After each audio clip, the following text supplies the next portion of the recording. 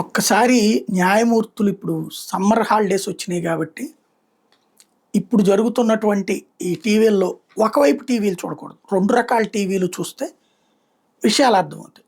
ఎలాగా ప్రజాస్వామ్యం చచ్చిపోతుంది అన్నటువంటిది. ఒక పార్టీ తరపున గెలిచిన కౌన్సిలరు ఇంకో పార్టీలోకి వెళ్తాడు.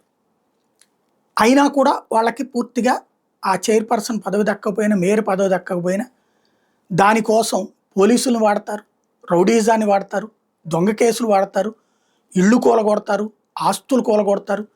ఒక బహిరంగ దందా జరుగుతుంది. కాకపోతే సుమోటోగా కోర్టులు కాబట్టి ఆగిపోతుంది. కోర్టులకు వచ్చినప్పుడన్నా న్యాయం జరిగేటటువంటి సందర్భంలో నిన్న కోర్టుకే ఆగ్రహం వచ్చినటువంటి సందర్భం తిరువూరు ఉదంతంలో రాజకీయ పార్టీ ఏదైనా సరే న్యాయస్థానాన్ని క్రీడా మైదానంగా మార్చుకుంటామంటే సహించేది లేదని హైకోర్టు తేల్చెప్పింది. గత 5-6 ఏళ్ళుగా ప్రతి చిన్న విషయానికి రాజకీయ పార్టీలు హైకోర్టు క్రీడా మైదానంలో వాడుకుంటున్నాయి. చిన్న సమస్యలు కూడా కోర్టు వెలుపల పరిష్కరించుకోలేరా? సిల్లీ రీజన్స్తో కోర్టును ఆశ్రయిస్తున్నారు.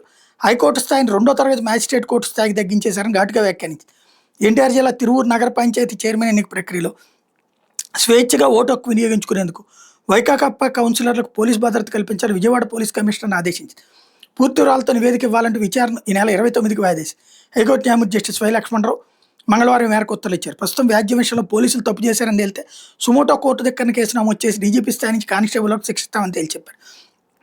పోలీసు భద్రత ముసుగులో పిటిషనర్ల అక్రమాలకు పాల్పడితే 10 లక్షల ఖర్చులు విధించి వ్యాజ్యాన్ని కొట్టేస్తామని వెల్లడించారు.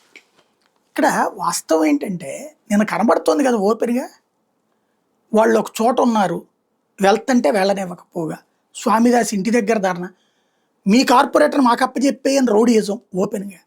ఎక్కడ బహిరంగంగా భద్రత ఉంది?